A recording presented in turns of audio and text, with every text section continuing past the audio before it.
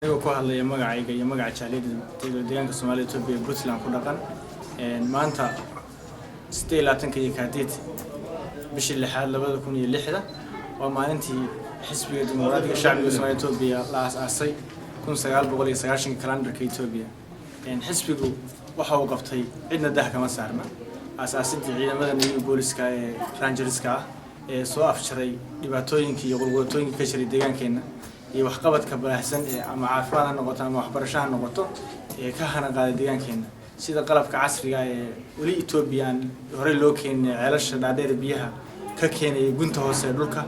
qalabka machinery-ga ee sufuraya deegaanka oo dhan gobolada isku xidhay degmooyinka machinery-ga ee wadooyinka lagu sameeyo xafiiska jidadka meena lahaan jirin xisbiga shacbiga dimuqraadiga Soomaaliya Itoobiya ka hor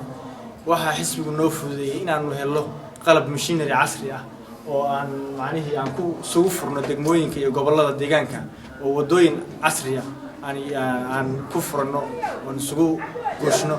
saasoo yahay gaadiidku meesha ay u dhixi jireen laba habeen ama saddex habeen inay 3 saac ama 2 saac gudahooda ku gaarayaan ninkii maanta jigjiga ka baxay inuu qabri dahre ka qadaynayo kii qabri dahre ka soo baxay inuu jigjiga ka qadaynayo ka quraacanayo runaantii xisbiga dimuqraadiga shacbiga Soomaaliya Itoobiya waa xisbi la dhihi karo hoggaanka wadiga hayo taasna waxa hormuud ah aabaha nabadgelyada iyo maamulka suuban iyo cadaaladda mudane Cabdi Maxamed hortii dawladna ma ahayn dadna ma ahayn waxa caalamka iyo adduunka baan u sheegaynaa xisbiga shacbiga dimuqraadiga Soomaaliya Itoobiya ha guuleysto ha noolaado weligiina talada ha hayo halkan waxaan uga hambaleynayaa gudoomiyaha xisbiga shacbiga dimuqraadiga Soomaaliya mudane Rashid Isaaq Maxamed Rashid Isaaq gudoomiyaha xisbiga ana afayeenka baarlamaanka dawladda deegaanka Soomaaliya Itoobiya waxaan leeyahay gudoomiye sida aad u hogaaminaysid xisbiga waa si wanaagsan waxaan leenahay haddii aan jaaliyadda Puntland ku dhaqanay dawladda deegaanka Soomaaliya Itoobiya u dhalatay halka kaga sii hay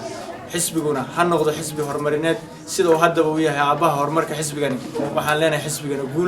guul baan idin rajaynaynaa wassalaamu calaykum wa rahmatullaahi wa barakaatuh